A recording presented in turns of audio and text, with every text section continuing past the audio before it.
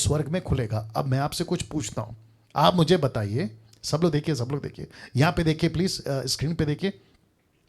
मैं आपसे पूछता हूं, आप मुझे प्लीज बताइए, यहां पतरस से कौन बात कर रहा है? एक प्रॉफिट बात कर रहा है या एक किंग? यहां पे कौन बात कर रहा है? जैसे ही उसने कहा मैं तुझ पर अपनी कलीसिया बनाऊंगा, अधोलोक के फाटक प्रबल नहीं होंगे, स्वर्ग की राज की कुंजी दूंगा, तो पृथ्वी पर बांधेगा स्वर्ग में बंधेगा, तो पृथ्वी पर खोलेगा स्वर्ग पर खुलेगा। तो यहां पे कौन बात कर रहा है? पतरस से कौन बात कर रहा है? एक प्रॉफिट बात कर रहा है या एक किंग बात कर रहा है? जोर से आप लोग अपने अपने कमरे में बोल सकते हैं। यहां पे YouTube के लोगों, आपको भी पूछता हूं, यहां पे कौन बात कर रहा है? एक प्रॉफिट बात कर रहा है या एक किंग?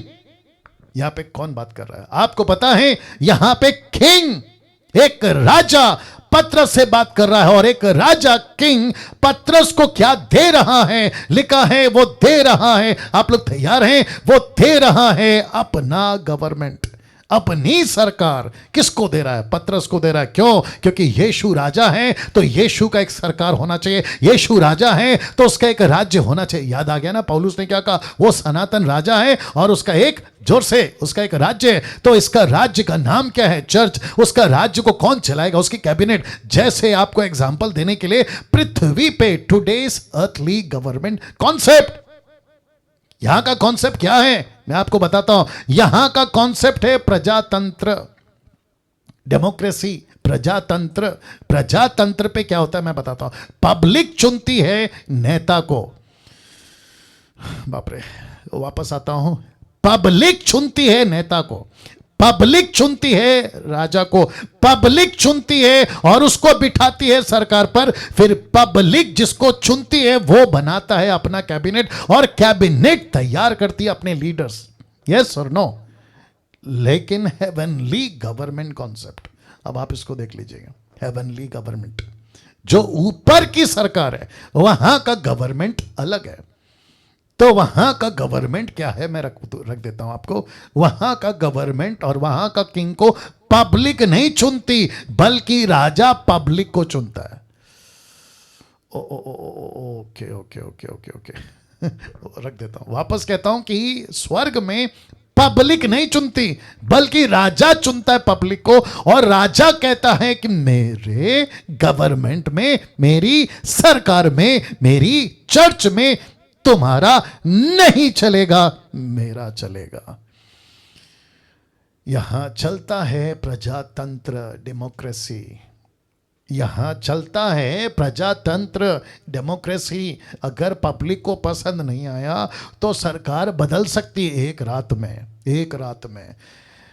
लेकिन यहां की सरकार, जिसको कहते हैं स्वर्ग की सरकार, जो परमेश्वर ने पृथ्वी पे रखी है कलीसिया के रूप में, चर्च के रूप में, और जिसको कहते हैं हेवनली गवर्नमेंट, जिसको कहते हैं स्वर्गीय सरकार। तो इस पृथ्वी पर यीशु की अपनी सरकार है, यीशु का अपना कैबिनेट है, यीशु के अपने लीडर हैं, यीशु की अपनी ऑफिस है, यीशु के अपने लोग हैं। तो प्रश्न उठता है, ये जो चर्च जिसको कहते हैं, ये रिलीजियस बिल्डिंग है? Question mark. ये प्रश्न उठता है, ये पृथ्वी पर यीशु की जो सरकार है, यीशु की जो गवर्नमेंट है, यीशु की जो कलीसिया है, ये रिलीजियस बिल्डिंग है या यीशु की हेवनली कैबिनेट? प्लीज बताइए।